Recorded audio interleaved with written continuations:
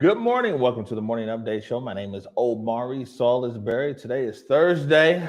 This is anniversary week.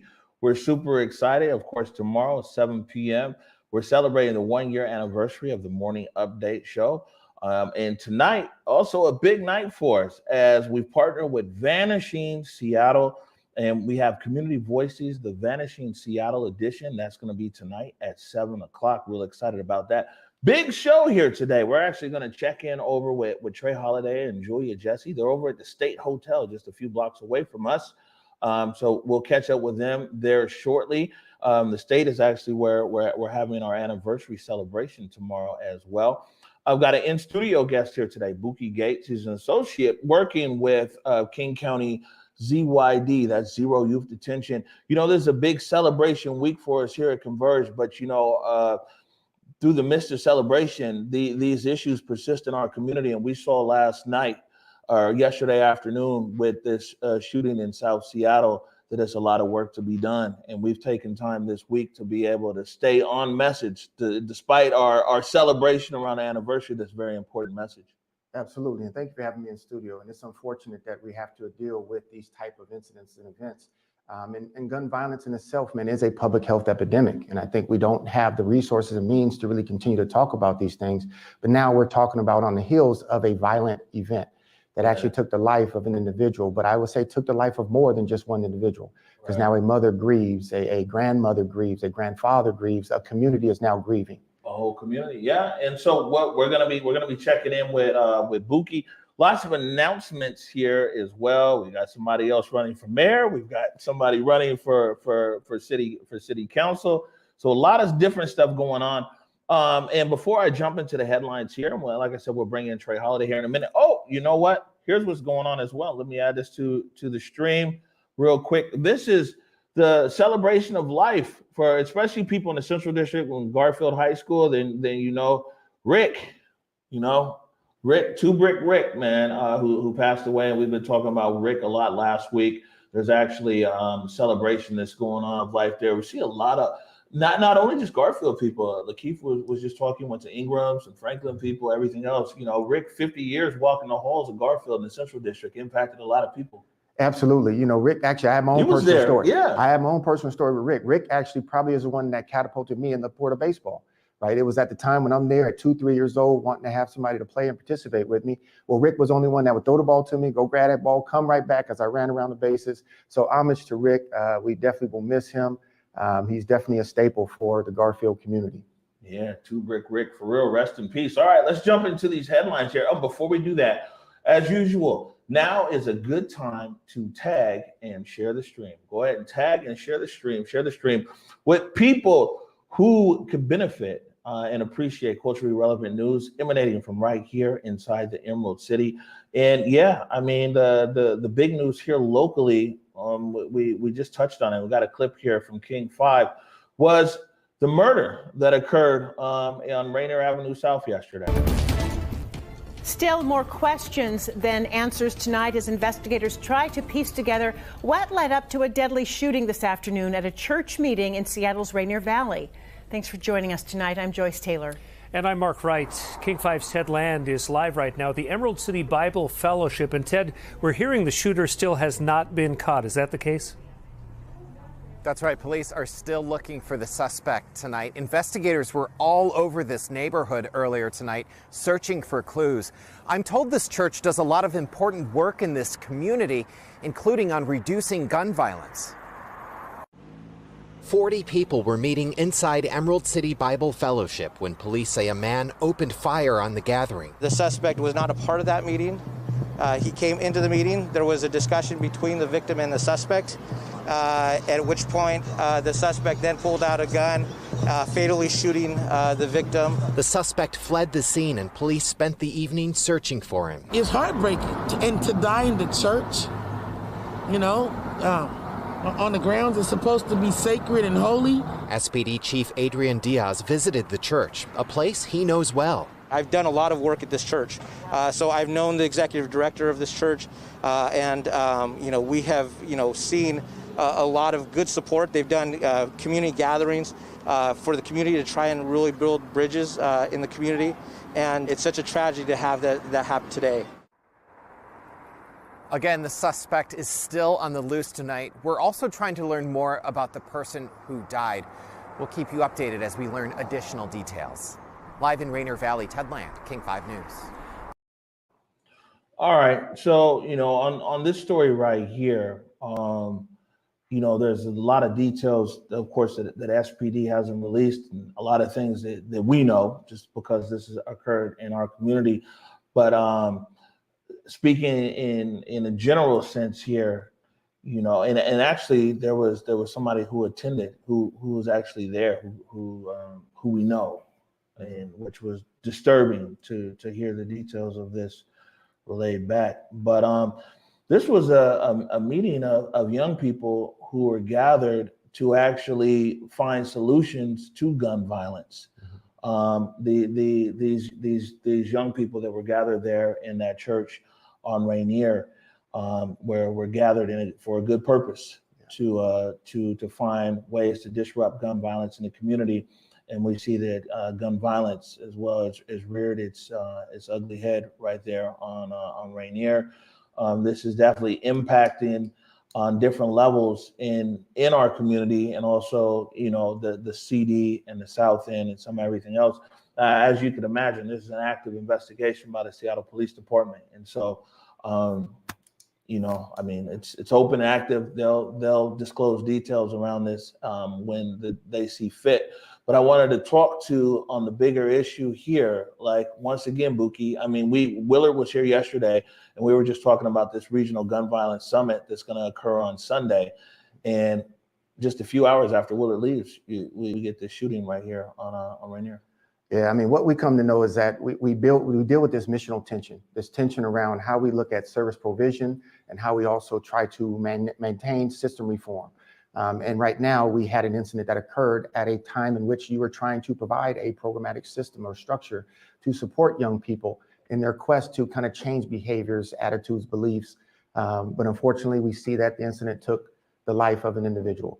And I think that's why there's a greater cry now to continue to push forward on a regional approach method that allows us to really address the system reform issues that are at play, but also continue to support those on the front line doing this work. But more importantly, it's self-care now, because now you have these adults and those caregivers who are wanting to provide this level of support, who are also in the midst of it all.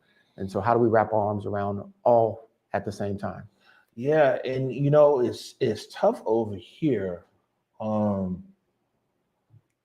because it's like, we're always just impacted by all of these things, directly or indirectly.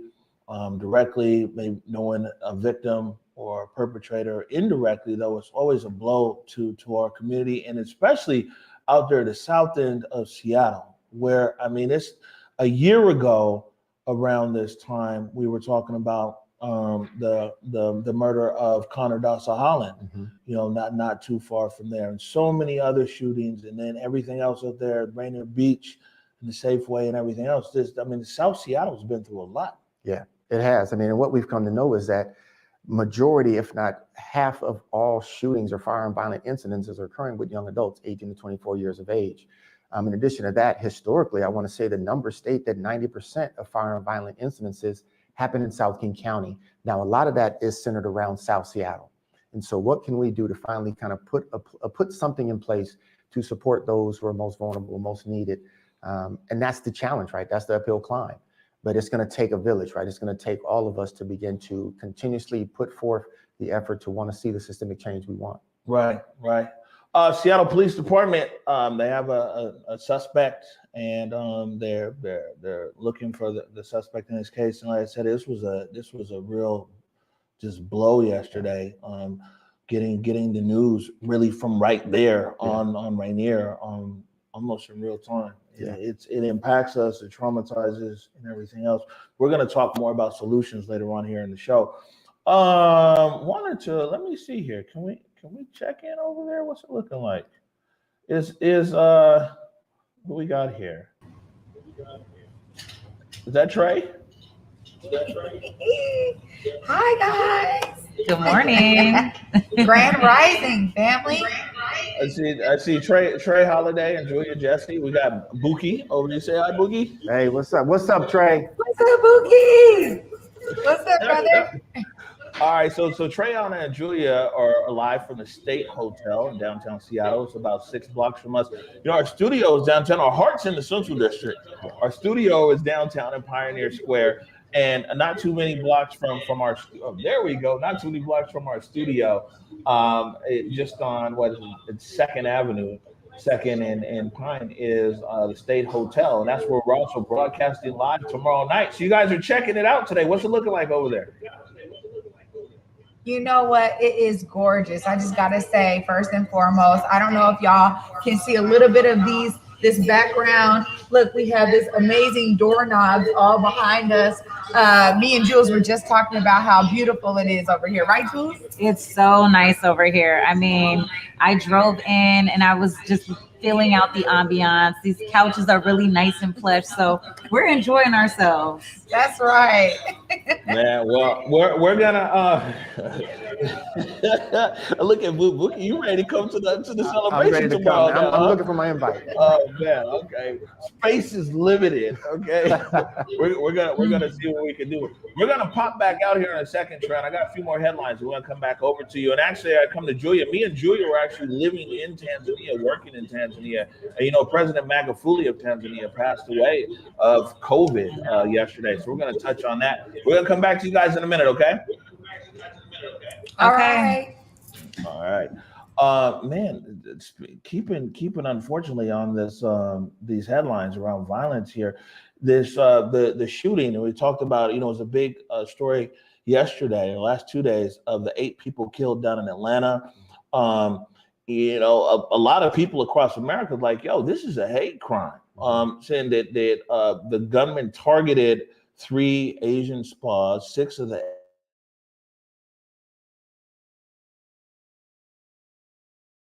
officials now are saying that it's not a hate crime. It has something to do with his sex fetish or something like that. They're also able to bring this gunman in alive, which is a feat in itself. We often don't see that a lot of times, you know, in different communities. But anyways, wanted to play this update right here from CBS this morning. We have new information this morning on the attacks around Atlanta that killed 8 people on Tuesday, including 6 Asian women. The suspect, 21-year-old Robert Long, is charged with murder and aggravated assault. But one police spokesman is taking criticism for his public response as investigators say they are not sure if the attacks targeted Asians. Mark Strassman is in Cherokee County, Georgia, for us outside the spa where the rampage began. Mark, good morning to you. Good morning, Tony. This is where it began, where 4 people were killed, 2 of them Asian women. The suspect, Robert Long, told police he's a sex addict, not a racist. But there are plenty of people who believe that this was a hate crime. Robert Long's parents recognized him in these surveillance photos posted on social media and alerted deputies, who began tracking his cell phone. They forced his SUV off the highway and arrested him 150 miles south of Atlanta. But not before they say he went on a rampage at 3 different Atlanta area spas. A white male? What is he wearing? I don't know. Please come, okay? 8 people were murdered in roughly 1 hour, 6 of them Asian women. This is still early, but he does claim that it was not racially motivated. Officials said race did not appear to be behind the attacks. He apparently has an issue, what he considers a sex addiction, and sees these locations as something that allows him to go to these places, and it's a temptation for him that he wanted to eliminate. The working theory is a sexual addiction issue rather than a racial profile. During our interviews, we asked that specific question, and that did not appear to be the motive. But activist and author Helen Zia said authorities are missing important context. Hypersexualization of Asian American women is part of the racism toward Asian Americans. And to say that sexual addiction is an excuse or a reason to go on a mass killing rampage is ridiculous. He's going to take the word of a mass shooter who happens to be white against the lived experience of the Asian American community. Zia also said Captain Jay Baker's description of the suspect's frame of mind was outrageous. And he was pretty much fed up and kind of at the end of his rope, and yesterday was a really bad day for him, and this is what he did. I couldn't believe that a police captain was recounting the bad day that the killer had without a shred of empathy for the really bad day that the 8 victims and their families had, the incredible grief that the whole community is going through. And this is the kind of thing that makes people question law enforcement and whether they are really there for the people that they're supposed to be protecting. Captain Baker is also under attack for an anti-Asian Facebook post of his last year. He talked up T-shirts that said, COVID-19, imported virus from China. We reached out to the Cherokee County Sheriff's Office for a comment, but we have yet to hear back. Gail? Thank you, Mark. That was a moment, I have to say, when I was watching that news conference and he called it a bad day, and all I could think of was 8 people are grieving tonight. It's a guy that had an issue. He blames a race of people for his problem, and then he goes and eliminates what he thinks to eliminate the temptation that he has an issue with. It's outrageous. It's a peculiar amount of empathy for a mass shooter. It's humanizing the shooter. It's humanizing the shooter once again. And can I point out that the shooter is a white man who is alive after they knew that he'd killed 8 people. And he was armed. And he was armed, and they knew that too. Wow. Having a bad day. Is Trey over there? Trey Holiday. What are your thoughts on this? You know what? Here we are. I mean, Jules and I were just talking about this a little bit. This is the part that is so deplorable. And we see this oftentimes right here in our country, that we have to be able to point it out when it's a stark example of this systemic racism we talk about all the time. I mean, yesterday you and I even mentioned it a little bit. Hey, they caught him alive. He had a weapon. The fact that, here we are again, finding ways to humanize people that are taking lives is a whole, it's like a trend going on right now. We've been talking about it with the opioid crisis compared to the crack epidemic. We are talking about how racism really plays out in this country, and it is a stark example with this man right here. It's the empathy for me, Amari. I mean, to listen to that press conference and listen to how easily he was talking about, the shooter finally just got fed up and this is what he almost had to do. It's just kind of a gross disregard for the families and the victims. The people that lost their life, the families and the friends that are grieving over this, to even host a press conference and say anything like that out of his mouth. So it's the empathy for me. Yeah, agreed, 100%. And I also think too, I'm glad that they were able to point out, hey, he also wore a shirt talking about coronavirus being imported from China. I mean, when we talk about police reform, when we talk about a lot of the police measures that are right down there in Olympia, again, it goes back to the ideology that these folks have. It is and the racial biases. Yeah. And what are those racial biases, and how can we start looking into that when these people are making decisions and upholding the law? Yeah, at the end of the day, it's also about their personal beliefs and how they wield their personal beliefs on the job. We're seeing that time and time again. I mean, we already know, and it almost goes without saying, if that had been a black man, the circumstances may have been very different. Knowing that he had a weapon, knowing that he just killed 8 people, we may be seeing a totally different outcome right here with this person. And I almost guarantee you, we would not see this kind of humanization of this guy that just killed all these people. We would not be seeing. I mean, of course not. I mean, of course we wouldn't see that. Bookie, any thoughts? No, I mean, you guys said it best. I mean, we're talking about the ideology, right? And the behaviors and beliefs that one may have and how they carry forward with that. And we're talking about someone that can empathize with someone that just took a human life, right? Or took human lives, right? And will continue to do so based on a fetish. I can't justify that. And that's just unfortunate. Yeah, I mean, we've seen the constant humanization here in the last few months, of course. I mean, we see even the fallout over this insurrection in Washington, D.C. as to what's occurred there, how people are being charged or not charged, released, PR'd, go home, no bail, some everything else. I mean, and this kind of shows people see what's really going on out here in our country. I mean, if you could imagine, that's how he felt. It was like, man, this guy was just having a bad day. Imagine. Took 8 souls. Say he's having a bad day. Want to move on to a story on the international front, and it's especially like I mentioned here earlier, Julia. And by the way, Julia and Triana are there at the State Hotel in downtown Seattle. It's a beautiful backdrop. I see you guys coordinated as well. But man, sad news out of Dar es Salaam, Tanzania. I used to work and live over there. So did Julia Jessie. I'm a Fariki Dunia. That means you've departed Earth. Raisi Magufuli, President Magufuli. And so died yesterday. They're saying heart failure, but I mean, everybody on the ground saying that he died of coronavirus. And President Magufuli took him and the United Republic of Tanzania on a much different approach around COVID. And we're seeing some real bad response to him. Thank you for the good job. The last time John Pombe Magufuli was seen in public, he was carrying out official duties and not wearing a mask. Not long into his second term in office, he suddenly vanished from public sight.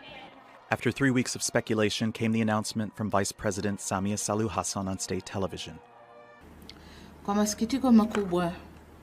We lost our leader, President of the Republic of Tanzania, the Honorable Dr. John Pombe Joseph Magufuli, who parted this life from heart complications in hospital in Dar es Salaam. Rumors had been swirling that Magufuli had sought treatment for COVID-19, largely fed by opposition leader Tundu Lissu and Kenyan media. The government denied the reports and arrested at least 4 people who'd speculated about his health on social media. In all this government, no one wears a mask, including me. It proves that there is no coronavirus, and God loves this nation. President Magufuli was more than a coronavirus skeptic. His government stopped sharing data with the World Health Organization last year and declared Tanzania COVID-free through divine intervention. The official tally still stands at 509 cases and 21 deaths all these months later. He displayed a disregard for health advice, focusing on prayer and local remedies, while also claiming the vaccines were dangerous. This drew condemnation from the WHO and the Roman Catholic Church. Magufuli's COVID denial had turned into policy for a nation of 60 million. The ministry has no plans to receive vaccines for COVID-19, which are already in use in other countries. The WHO has repeatedly asked the government to adopt preventative measures, such as wearing face masks, to start reporting cases, and to share data. Foreign embassies began warning of a significant increase in the number of COVID-19 cases that could overwhelm Tanzania's limited hospital capacity. In late February, Magufuli finally began to change his tone, warming to the idea of wearing locally made face masks. That was just days before a shocking press conference from his finance minister, Philip Mpango, which was called to address rumors that he had died of coronavirus. Tanzania has refused to join the COVAX program, which has delivered millions of doses to 22 African countries. It will be up to Samia Suluhu Hassan to decide whether it remains an outlier when it comes to protecting its population and that of neighboring countries. Andrew Chappelle, Al Jazeera. All right. So where am I at? Right here. Oh, yeah. Can we go this one right here? So, like I said, you know, I mean, it was crazy. I remember I was there in Tanzania, me and Damian Burrell, Big D. We were there when President Magufuli was elected for his first term. And, you know, they called him the bulldozer. He had a background in infrastructure. And I mean, he really came in real tough over there in Tanzania. And, you know, we went through quite a few things over there. I mean, it was a censorship of media. He put a few people that we know in jail, which was crazy there. And when it came to COVID, everything around COVID, I mean, he took a totally different path that I mean, we would see, and I'll bring up Julia Jessie here, we would see watching on the internet, we would see that like it was life as normal over there in Tanzania. And what was crazy is it was almost 1 year ago, the very first COVID death in the United Republic of Tanzania was my friend Edie, who had passed away. And Julia, you know, Sipwa, somebody we used to work with, me and Julia worked at Push Mobile over there, also passed away from coronavirus a few weeks ago. Let me bring Julia in.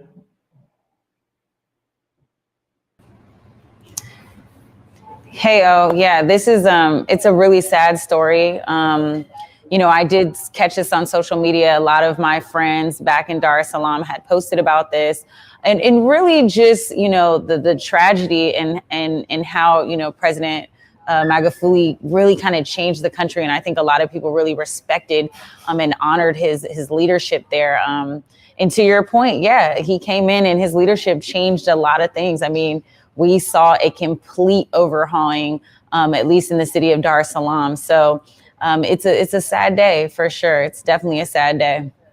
Well, I think that what we're gonna see is they're gonna the approach to mask. I mean, he didn't. President Magufuli didn't want to push the mask on anything. They remained open. He was, defiant against a lot of, I guess what the international organizations were saying. Because even like their border countries, Rwanda, President Kagame from Rwanda, he got vaccinated the other day. Up in Kenya, Uganda. Ethiopian Airways have been flying this vaccine all over Africa, but Tanzania was the spot. So a president, we've had a few world leaders catch COVID. The prime minister there in the UK caught COVID. Of course, President Trump caught COVID. And I think the President Magufuli is the first sitting world leader to die of COVID. I thought that was, kind of important to mention is that, after speaking to a couple people there, they had told me that there is no mask requirement, that people were just kind of carrying on their daily life without wearing a mask, but that they were actively practicing social distancing and washing their hands. And so when they would go out, that was some of the practices that they were putting in place. But we do know a lot of our friends that are still there are considering traveling to the UK and to the US to get that vaccine. So I do hope Tanzania makes the decision to offer vaccines to their people, because a lot of people are traveling in and out of the country that do want the vaccine. So I hope to see that change. I also think too that this is another one of those examples of, talking about the seriousness of COVID. I mean, we have seen it, throughout President Trump's administration, that there was a huge downplaying of how this was going to actually erupt in our nation. And then we ended up, people ended up paying the price for that. And this is one of those things where it is so unfortunate that, we still have ideas out there, maybe that COVID is not real or that it's not going to impact, our people, those kind of things. And so, it's one of those things that's just so unfortunate that it ended up playing out this way.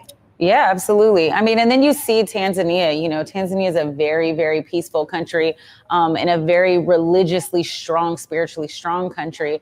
And one thing that I can really take away from the culture is that their belief system is so strong that if you have Magufuli saying that, God has basically delivered us from this virus, that the people definitely are following that same type of ideology. And so it's definitely culturally systemic. And again, I just hope that they do, join that COVAX program and are able to offer that vaccine, because all lives matter, even that one life. I mean, COVID did not hit Tanzania, as greatly as it hit, the United States and other countries around the world. However, they lost their sitting president. And so, that one life. We have to move on to other headlines, but that's the thing. We really don't know the total of how many people have been impacted over here. Like I said, Sipwa, who we worked with, years ago, he just passed away. I mean, because a lot of the causes of death, I mean, I know quite a few people now that have died, but they're not listing the cause of death over there as COVID. So, but we got to move on here, man. There's been a few announcements. There's somebody else running for mayor. They sent us this here right before airtime, and we're just going to run through a few quick headlines here. And I know we got Jay Grav-Bright, and we still going to talk to Bookie, but this is Jessie Farrell. So Jessie Farrell has now put her name into the race for mayor of Seattle and released a video here a few minutes before showtime. We want to be proud of Seattle, but that feels so hard right now. People in our city are struggling, whether it's economic hardship, racial injustice, isolation, the challenges with remote learning, and so much more. I'm Jessie Farrell, and I want to be your mayor, because we can be so much more than this. I have been fighting for you and our community my entire career as a nonprofit leader and as a state legislator, solving problems and delivering results, passing paid family leave, making childcare more accessible and affordable, fighting for transit and transportation improvements. As a single parent, these aren't just issues though. These things are personal, as they are for so many of you. In this campaign, we will lay out our vision with detailed plans and a blueprint for a fresh start. We can make progress on our most difficult challenges, whether it's affordable childcare and housing, transforming public safety, or even fixing the West Seattle Bridge. We can and will make this a city that we can be proud of. When we come together with common purpose, combined with tenacity, humility, and creativity, we can get big things done. Today is the first step of that journey. Join me, and together we can create the city that we know in our hearts we can be.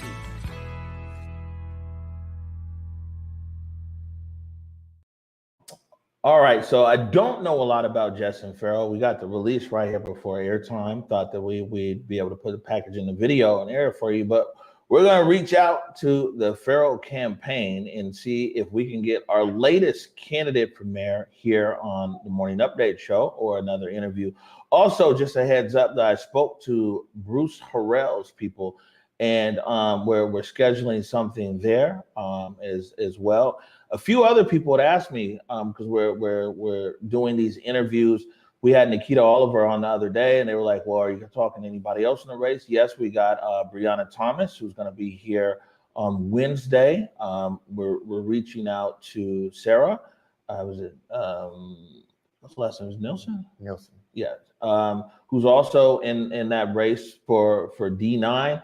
So we're in communication with everybody. The best thing that we can do here at Converge is, man, give people an opportunity to speak directly to the public on why they should be in leadership positions here in the Emerald City.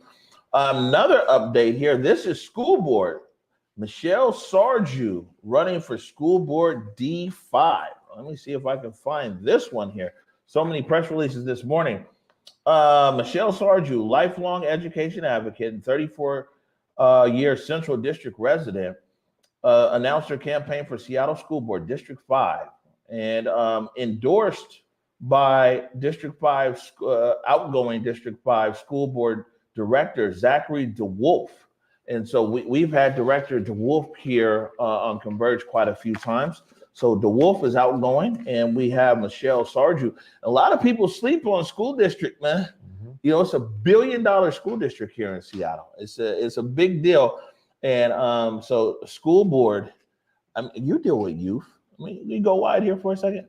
Yeah. I mean, you know, the thing is, you have to be able to put the resources into the education, right? And we know that right now, the Seattle Public Schools are one of the lowest rated school districts in our country as it relates to the performance of Black and Brown, youth, K through 12. So I think there's significant positions within our school boards that are required to come in here and create that change that they want to see. All right, good stuff. Let me see, what else do we have up here? We got a lot, but I don't think we're going to get to everything here today. We're actually going to take a quick break right now. When we come back, we're going to be talking to Jake Gravbrot. He's going to be talking about the Vanishing Community Voices Vanishing Seattle edition that's airing tonight at 7 p.m. I think Gravbrot, the big fella's over there at the State Hotel as well. Taking a quick break, you're watching the Morning Update Show. The Seattle Association of Black Journalists presents the Morning Update Show 1-year anniversary special this Friday, March 19th at 7 p.m. Join the Converge Media family as we broadcast live from the State Hotel in downtown Seattle, and we take a look back at the last 12 months of the Morning Update Show and a glance towards the future.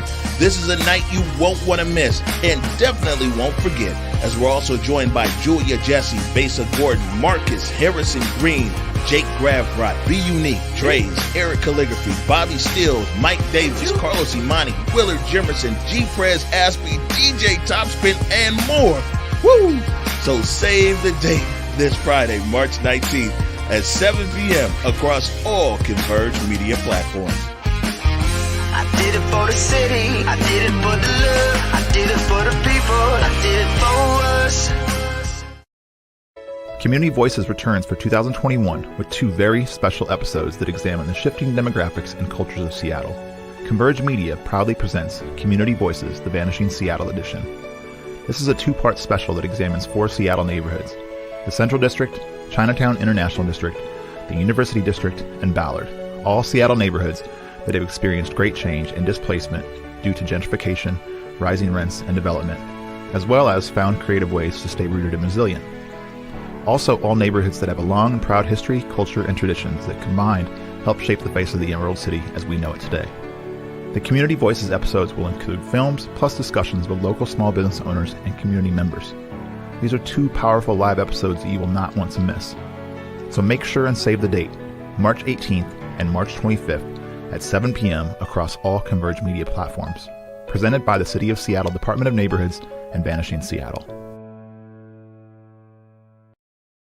All right, welcome back to the Morning Update Show. Before we go over to Jake Grabb at the State Hotel, well, Trey Holiday's with him too. So I'll put this up here and we'll get some reaction from Trey Holiday.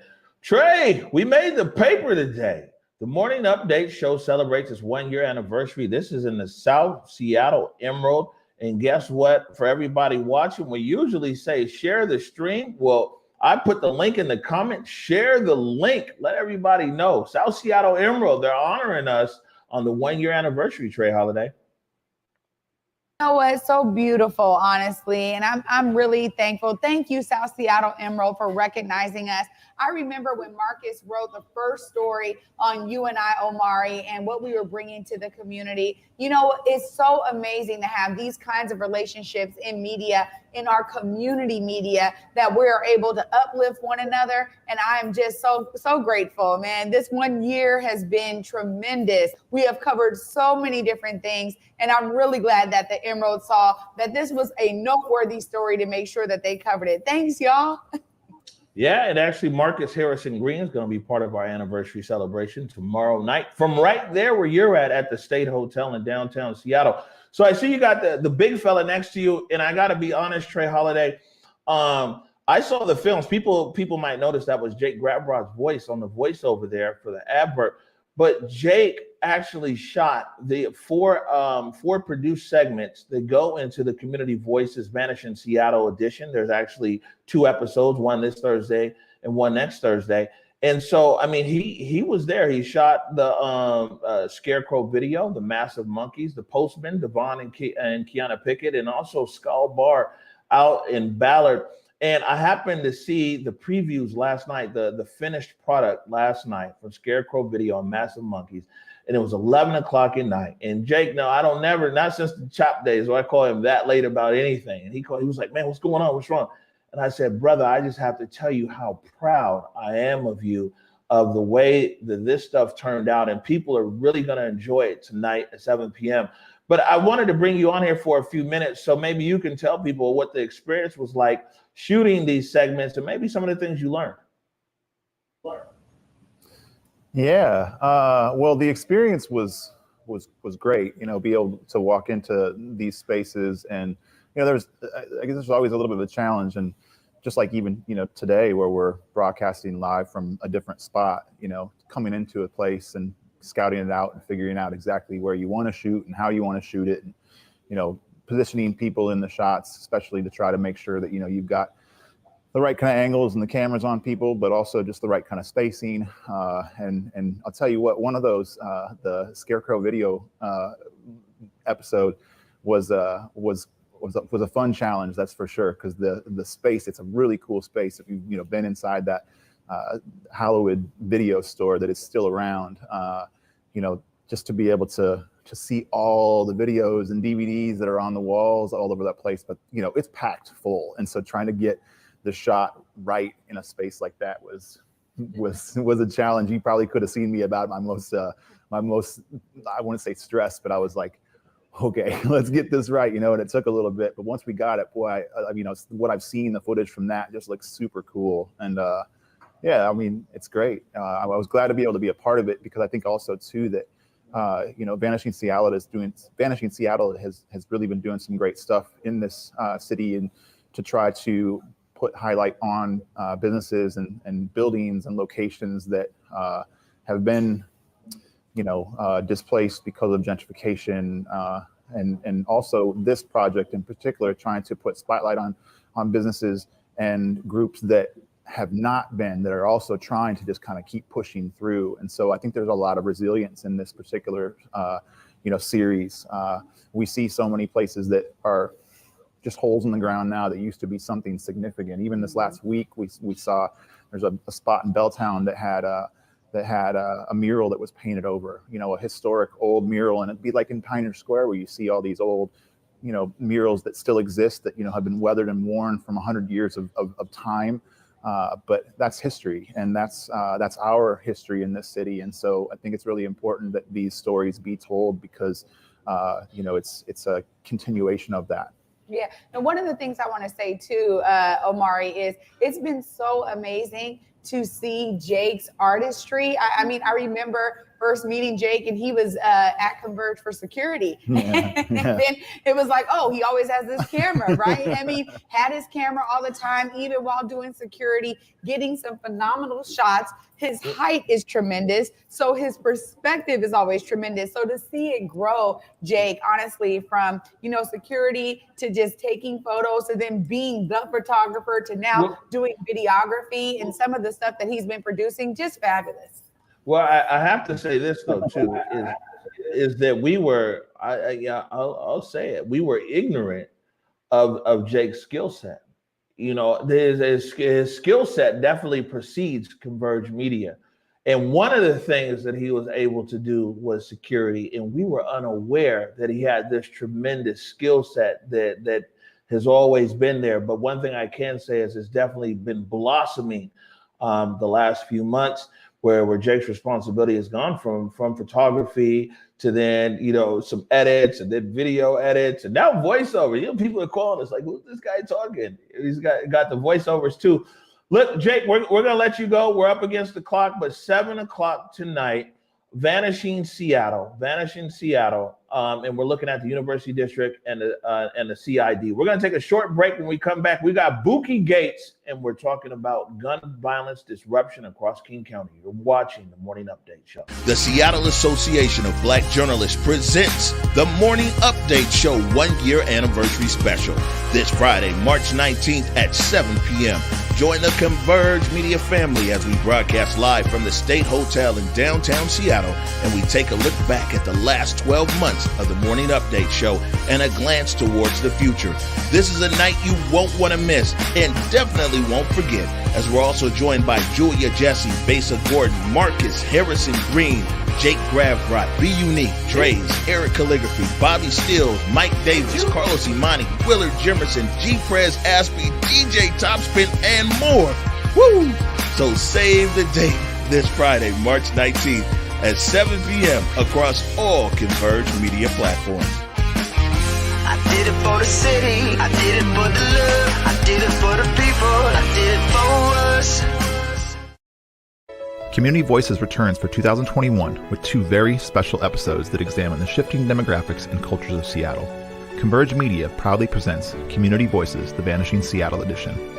This is a 2-part special that examines 4 Seattle neighborhoods: the Central District, Chinatown International District, the University District, and Ballard, all Seattle neighborhoods that have experienced great change and displacement due to gentrification, rising rents, and development, as well as found creative ways to stay rooted and resilient. Also, all neighborhoods that have a long and proud history, culture, and traditions that combined help shape the face of the Emerald City as we know it today. The Community Voices episodes will include films plus discussions with local small business owners and community members. These are 2 powerful live episodes that you will not want to miss. So make sure and save the date, March 18th and March 25th at 7 p.m. across all Converge media platforms. Presented by the City of Seattle Department of Neighborhoods and Vanishing Seattle. All right, welcome back to the Morning Update Show. My name is Omari Solis-Barrett. I'm joined by Trey Holiday. And actually, real quick, let's join Trey Holiday. She's over there at the State Hotel in downtown Seattle. Hi, Trey. Hey, y'all. There it is. All right. So look, we've got Bookie here. We've got Bookie Gates. You've been working with King County ZYD, Zero Youth Detention. Somebody went to Garfield High School, class of 1998. CD through and through. Man, I remember when you were. Yes, sir. I was going to say, like, I'm an old guy. I remember when you was a young guy, always out there on the field, running around, busy in the sports and everything else.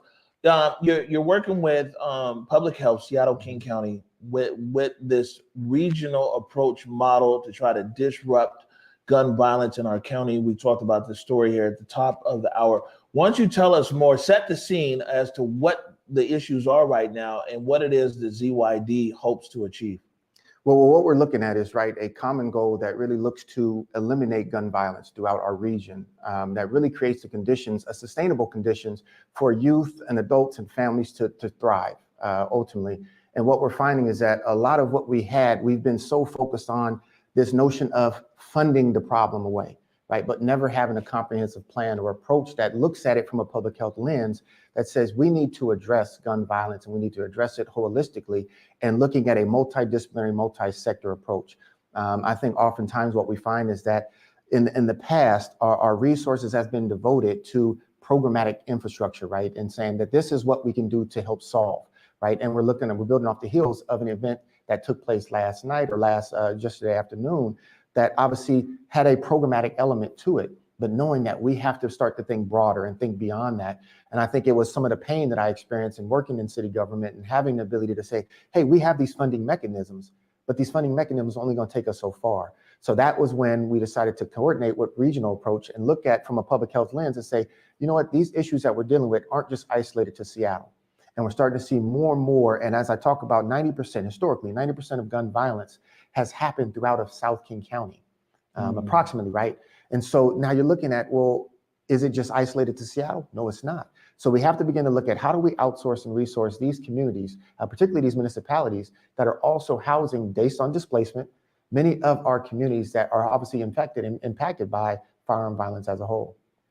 Right. How much of a lot of what you're talking about here, with this regional approach, are you finding that what's occurring with this gun violence is something that's unique to or specific to each municipality, or is there crossover? Like, Federal Way, somebody has an issue and it's boiled over into Auburn, which is boiled over into Tukwila. Is there overlap between the cities? What you're seeing in some of these events that are occurring around youth gun violence? Absolutely. Youth are so mobile, right? And not just youth, young adults. Firearm violence is mobile. It has no direct isolated aspects to it. So we're trying to find ways to really bring out more municipalities, more community leaders within these municipalities, not just solely focusing on the municipalities, because oftentimes when we think of a jurisdiction like that, a city of Kent, a Tukwila, a Federal Way, we tend to look at them as the deep pockets, right? That they have the resources to do this work, and we come to find out they don't.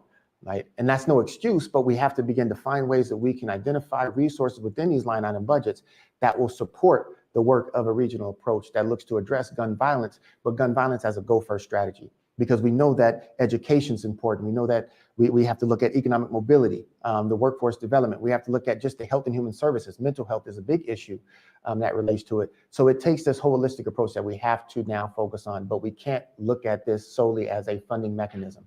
It has to be a groundswell that builds community and a collective impact model that can be sustainable for years to come. Right. We'll bring in Trey Holiday right now. I know that Trey had a question for you. Yeah. Thank you so much for your work, Bookie, and shout out to another Garfield High Bulldog. We were at Garfield together, so I'm glad to see you doing the work. I think so much of this, when we talk about bringing these approaches to a regional approach, right, and thinking about it from a relational perspective. Yesterday, I know Willard Jimerson talked about Park 16 apartments in Federal Way, just as one of those South King County kind of hotspots. And I did live there and experienced it myself. And sometimes what we experience in our communities is, people don't want to hear certain things from certain people. And how are you guys being able to utilize your lived experience to actually meet people where they are, so that folks that really need these programs, that really need the approach of coming from a community perspective, how are you guys able to utilize that so that you can break through some of those barriers with regard to trust, or people wanting to be vulnerable in terms of actually realizing that they need these services? That's a great question. I think what you got to think about, relationships are key. And you find those credible messengers within your community that can get out there and build those relationships and rapport with the very, not only just youth, but the adults that are in community. I think what we have to recognize is that we cannot force the collaboration.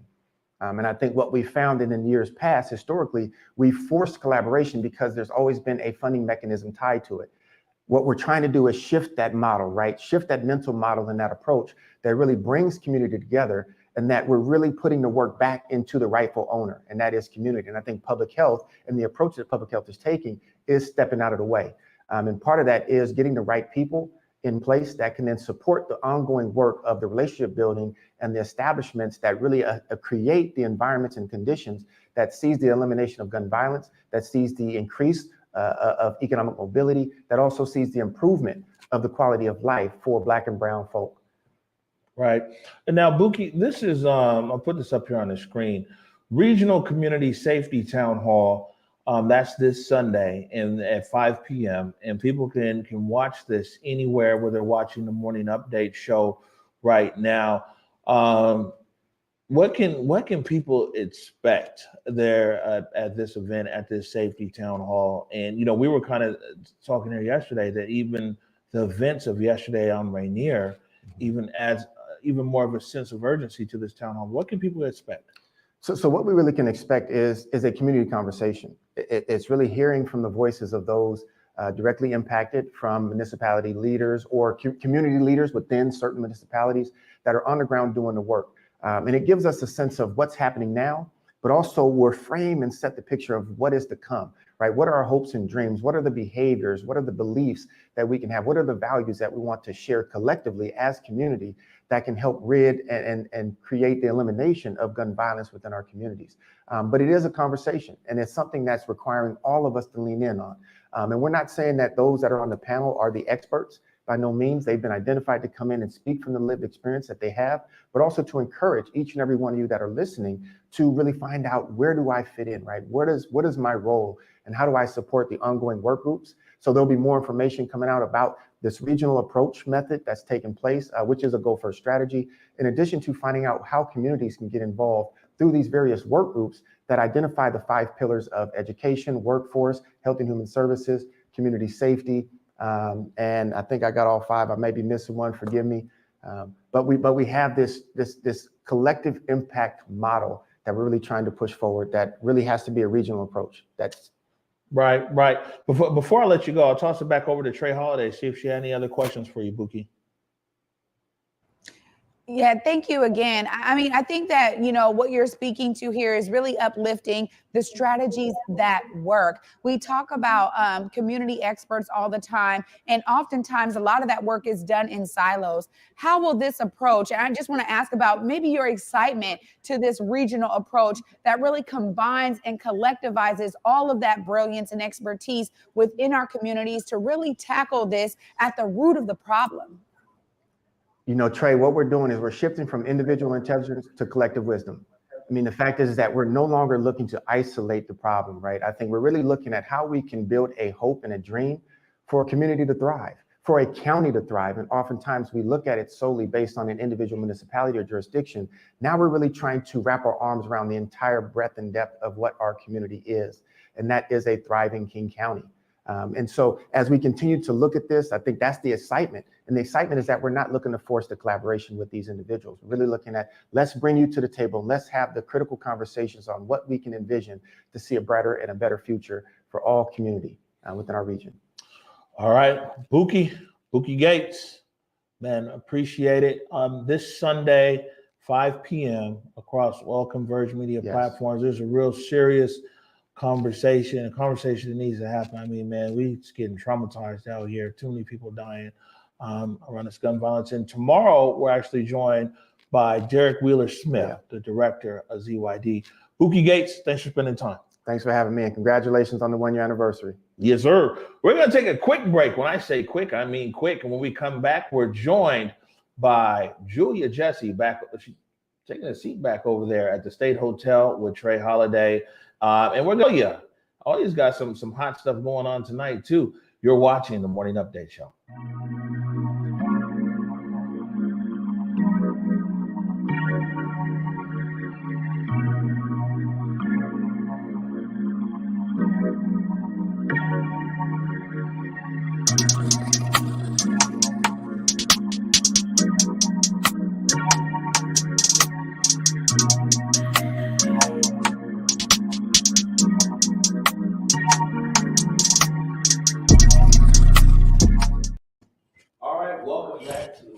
update show. My name is Omari Solis. I'm here in our studio, Converge Media Studios of Pioneer. I'm joined with my colleague, Trey Holiday, who's also joined by our colleague, Julia Jessie, up at the State Hotel, right there by Pike Place Market. Hey, ladies.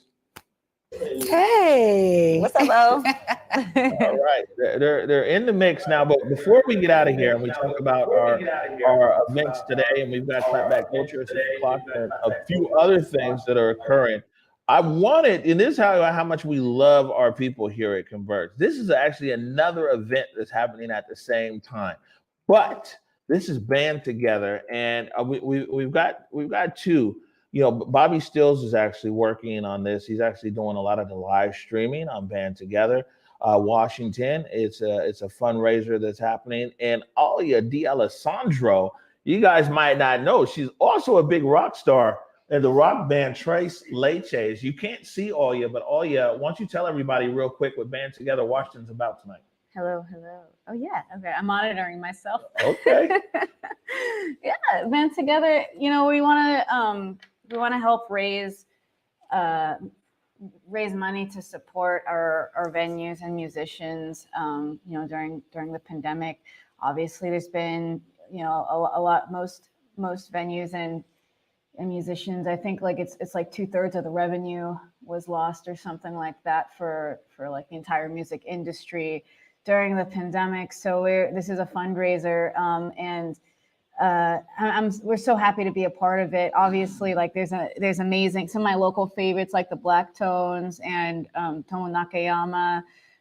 But then like it's such an honor to be able to play with the Presidents of the United States of America, and Pearl Jam's doing something for it, and the Foo Fighters. Man, it's just such a cool lineup. So I would definitely, it's only going to be played once. Mm-hmm. So it's definitely, I think that's also like another thing of like live, like you can only see it this one time. It's not going to be like catch it later. Right. Well, we're definitely all proud of you. Like I said, it's Alia D'Alessandro during the day, and it is rock star, you know, lead singer. And I mean, all your plays is like 10 instruments and does everything else.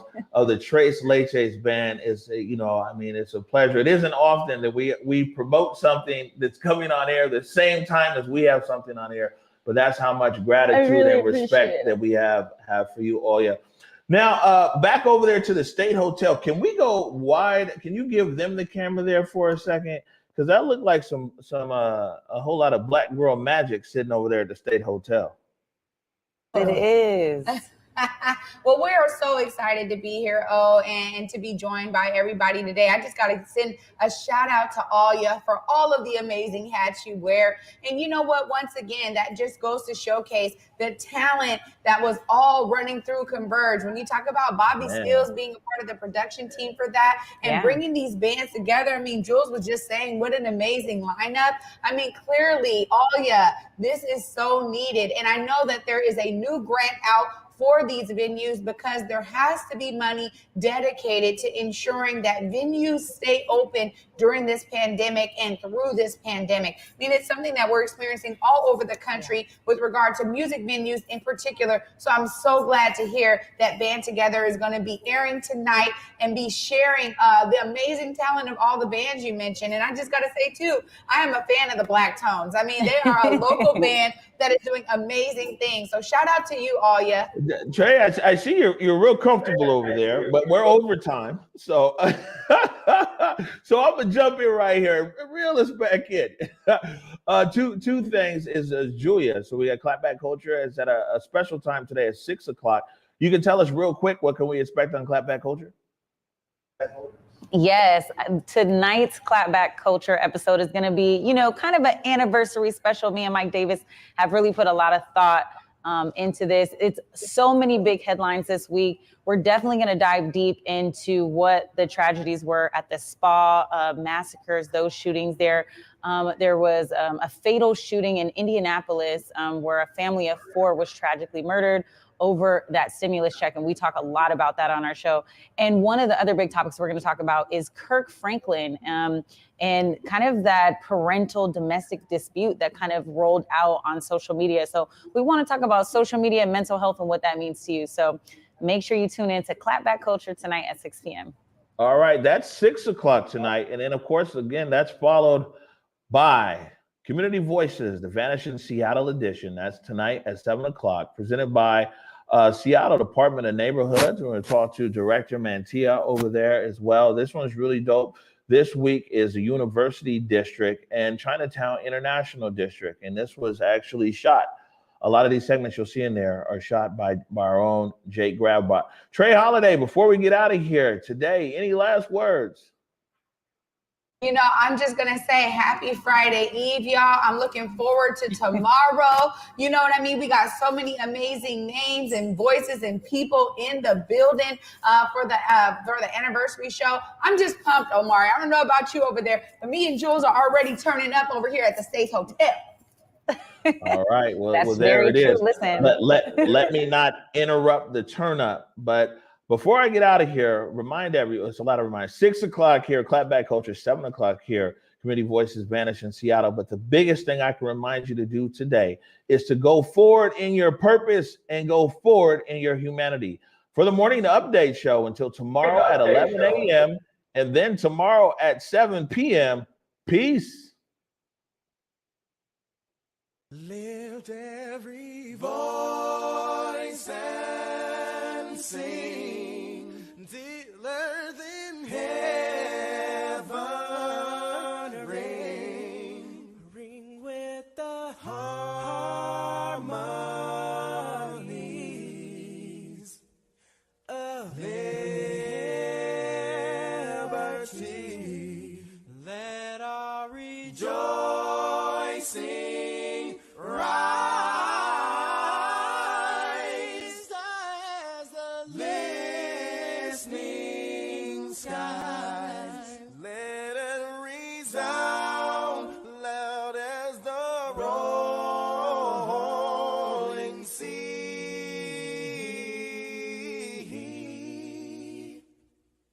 Sing a song full of the faith that the dark past has taught us. Sing a song full of the hope that the present has brought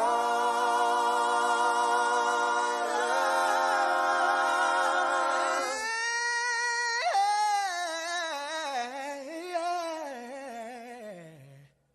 Facing the rising sun.